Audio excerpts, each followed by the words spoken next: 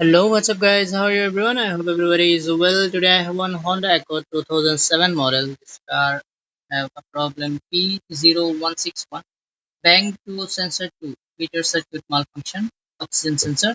So today I will show you where is the location P0161 bank2 sensor 2. Okay,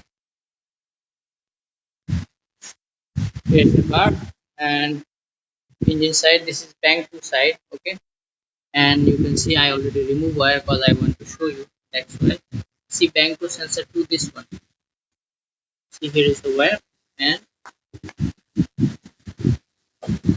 under the exhaust here. See, this one bank 2 sensor 2, and this one bank 2 sensor 1.